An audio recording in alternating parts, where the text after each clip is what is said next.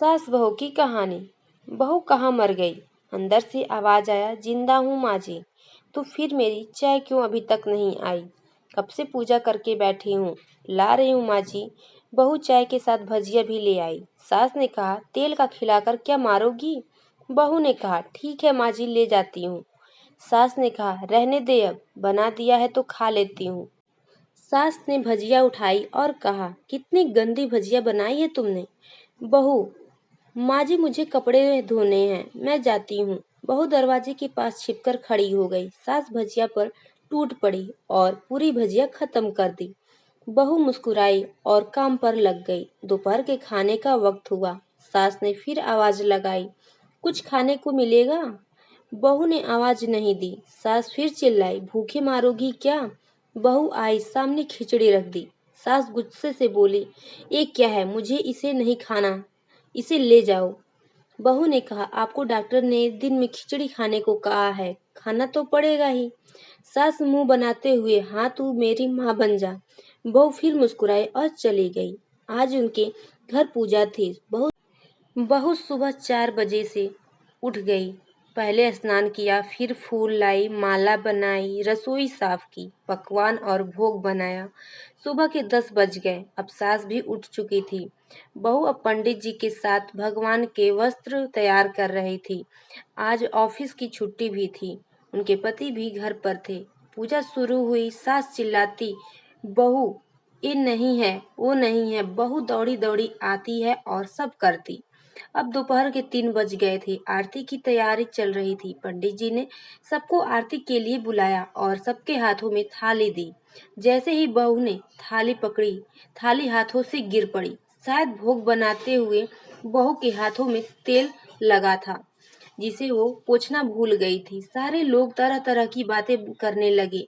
कैसी बहू है, कुछ नहीं आता, एक काम भी ठीक से नहीं कर सकती, न जाने कैसी बहू उठा लाए, एक आरती की थाली भी संभाल नहीं सकती। उसके पति भी गुस्सा हो गए, पर सास चुप रही, कुछ नहीं कहा, बस यही बोल के छोड़ दिया, सीख रही है, सब सीख जाएगी धीरे धीरे।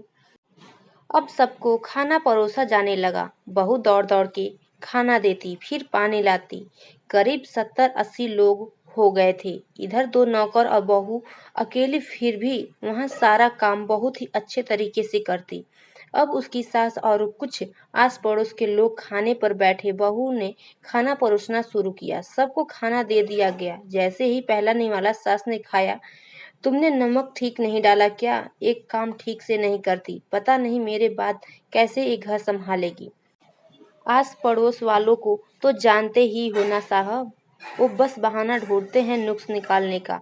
फिर वो सब शुरू हो गए, ऐसा खाना है, ऐसी बहू है, ये वो वगैरह वगैरह। दिन का खाना हो चुका था। अब बहू बर्तन साफ करने नौकरों के साथ लग गई। रात में जगराता का कार्यक्रम रखा गया था।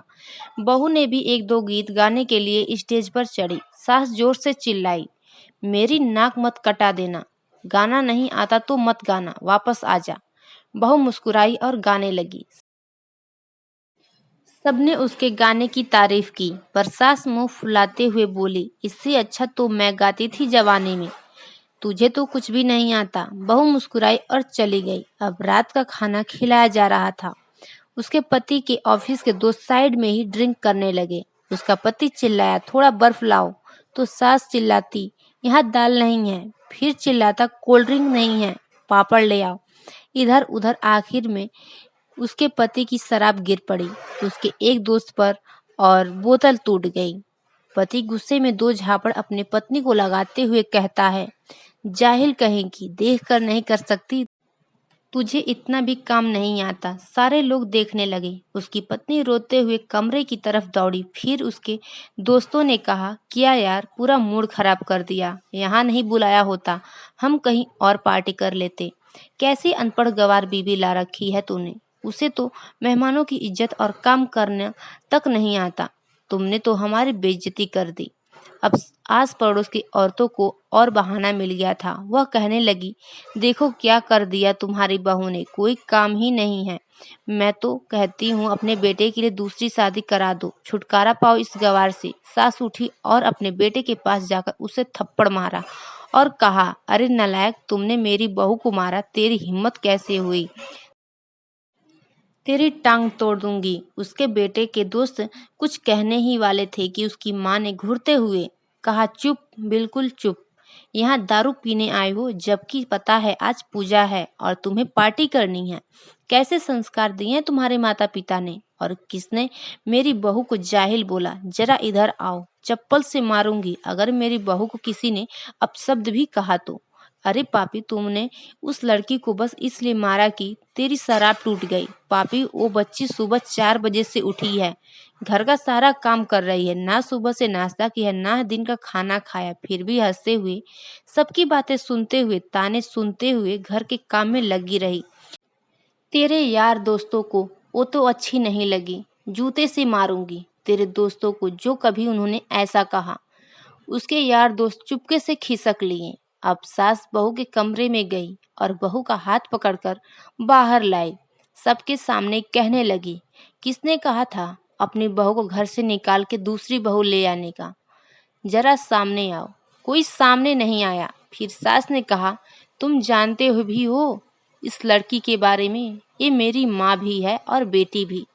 माँ इसलिए मुझे गलत काम करने पर डांटती है और बेटी इसलिए कभी कभी मेरी दिल की भावनाएं समझ जाती है और मेरी दिन रात सेवा करती है।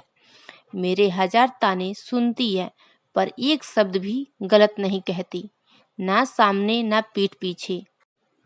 और तुम कहते हो दूसरी बहू ले आऊं? याद है ना छुटकी की दादी, अपनी बहू की करतूत? सास ने गुस्से से पड़ोस की महिला को कहा, अभी पिछले हफ्ते ही तुम्हें मियाँ बीबी भूखे छोड़ घूमने चले गए थे।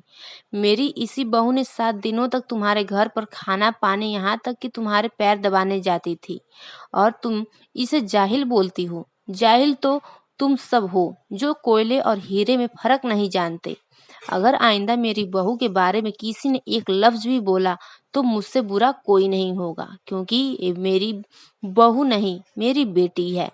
बहू सिसकियां लेते हुए फिर कमरे में चली गई। सास ने एक प्लेट उठाई और भोजन परोसा, बहू के कमरे में खुद ले गई। सास को भोजन लाते देखा तो बहू ने कहा, अरे माँ जी, आप क्या कर रही हो, मैं खुद ले लेती। सास ने प्यार से ताना मारते हुए कहा, डर मत, इसमें जहर नहीं है, मार नहीं डालूंगी तुझे। तुझे नहीं सास चाहिए होगी, पर मुझे अभी भी तू ही मेरे घर की बहू चाहिए। बहू ने अपनी सास को रोते हुए गले से लगा लिया। सास भी रो दी पहली बार और कहा, चल खाना खा ले। फिर मजाक करते हुए कहा, फिर मेरे पैर दबाने चले आना, और एक ख्याल अपने मन में मत लाना कि मैं तुमसे प्यार से बोलती हूँ। किसी दिन मैं इसका गला दबा दूंगी, क्योंकि कभी मैं भी यही सोचती थी। दोनों खूब हंसने लगती हैं। आपको ये कहानी कैसा लगा हमें कमेंट करके ज़रूर बताएं। अगर आप हमारे चैनल पर नए हैं तो लाइक एंड सब्सक्राइब करना ना भूलें।